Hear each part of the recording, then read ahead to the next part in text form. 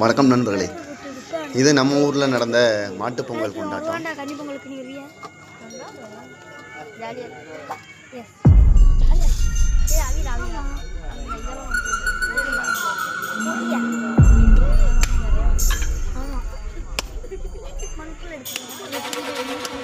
எம்பாட்ட சாமி வரும்,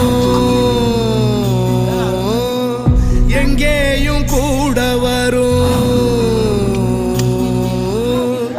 எந்தாயி தூங்க சொன்ன பாட்டு வரும், எங்கப்ப மூச்சு விட்ட காத்தும் வரும்.